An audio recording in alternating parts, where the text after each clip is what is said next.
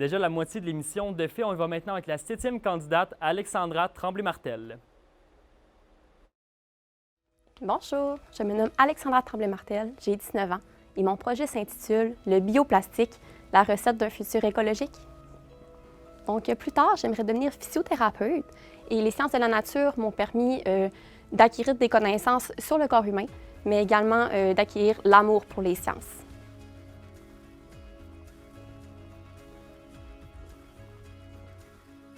J'espère que vous allez aimer ça.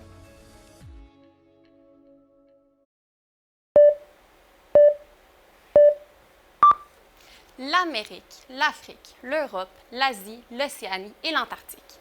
Et si je vous disais que votre cours de géographie du secondaire avait oublié de vous informer de la présence d'un 7e continent?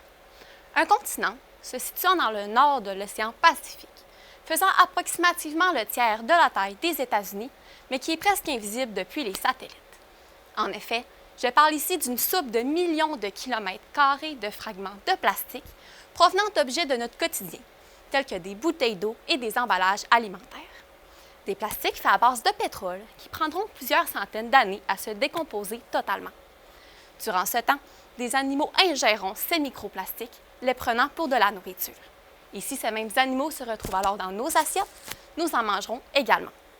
En effet, selon une étude du Fonds mondial pour la nature, certaines personnes ingèrent en moyenne 5 grammes de plastique à chaque semaine, soit l'équivalent du poids d'une carte de crédit, sans l'argent qui vient avec, malheureusement.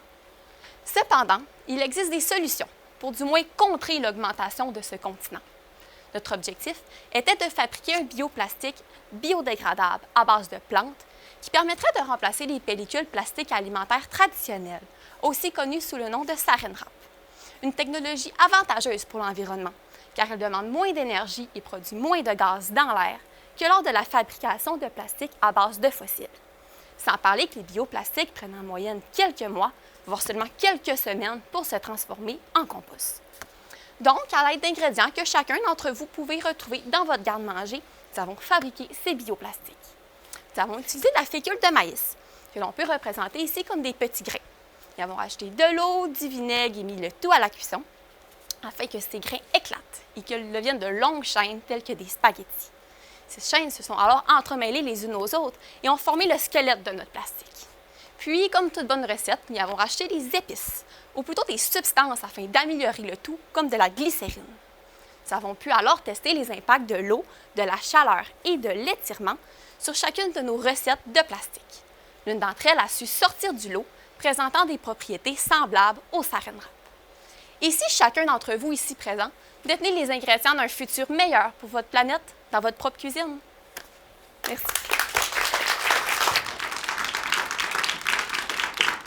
Encore un projet sur l'écologie. Je pense que c'est là qu'on peut remarquer que l'écologie fait partie des valeurs de notre génération et je pense que c'est beau à voir et de prendre conscience de l'impact que nous avons sur la planète. Bonjour. Bonjour. Comment tu penses que le projet 180 secondes a pu t'aider, par exemple, sur ton avenir? Qu'est-ce que tu as découvert en toi? En fait, lors du projet 180 secondes, j'ai appris différentes techniques oratoires, dans le fait, parce que de base, je suis une personne quand même assez gênée, timide, donc être sous les projecteurs, je ne suis pas vraiment habituée.